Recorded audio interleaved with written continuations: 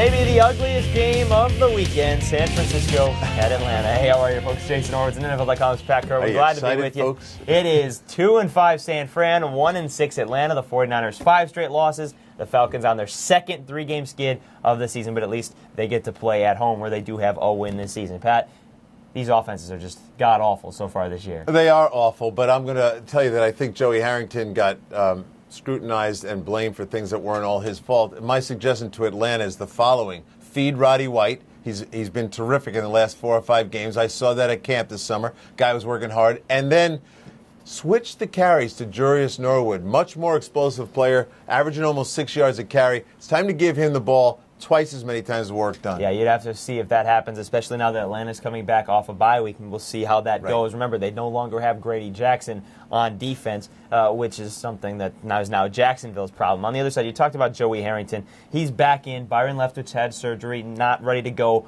for this weekend. What do you see that Joey will do here against San Francisco? Well, Joey is a pocket passer, and he's very comfortable at the midline, and he wants to get in a rhythm, and opponents know that about him. So what they've all done to Joey to disrupt him is blitz inside. You send pressure up inside, disrupt him, get in a move, then all of a sudden he stops really focusing on the field, and he'll throw you an interception, make a mistake with the football. So I'm expecting San Francisco to bring Pat Willis and other backers inside, maybe the outside guys occasionally from the outside in, but flush the midline, make the guy escape. Probably you'd love to see him go to his left and make some big mistakes. Well, what he's looking at is a defense that gave up 4 touchdown passes to Drew Brees, but he doesn't have the offense that Drew Brees does. On the other side, you've got Alex Smith, who's starting at QB again. But in the 5 games he's played, he has just 2 touchdown passes. What has to change here for Alex Smith? Because Frank Gore, they've called out the offensive coordinator, Jim Hostler. Well, they can call out Jim all they want. The truth is Frank is not getting the holes that he got before. It's easy to watch the tapes, the coach's tape, and see that yourself. The offensive line is not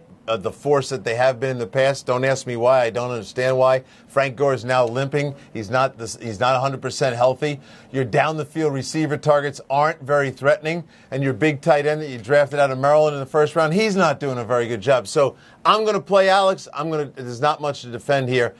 If you watched Alex last week, what you saw was a guy trying to run the bootleg, trying to get away from a bad offensive line, and he's physically hurt.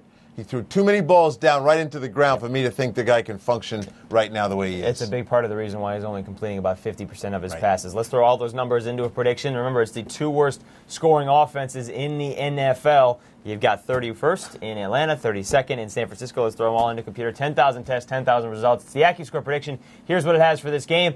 And I can't believe it. I couldn't believe it when I saw this, but 66% of the time, Falcons came up on top. That is a wide margin for 2 very bad football teams. It is a wide margin for 2 very bad teams, and I think it's the home field advantage, but it's also the turnovers. You got to take a look at who takes care of the football. There's a swing of 9 in the turnover margin here to Atlanta's favor. So what they're expecting in the computer is that they're going to come in San Francisco, be sloppy, not be able to move the football, and then get beat by Atlanta, who could be opportunistic at home. Do you like Atlanta? I like Atlanta to win this game by a touchdown. All right, we'll see how that goes. The game starts at 1 p.m. Eastern. For more on this one or any other in Week 9, stay with CBSSports.com. Watch everything else on the CBS Audience Network. For Pat Kerwin, I'm Jason Horowitz. Take care.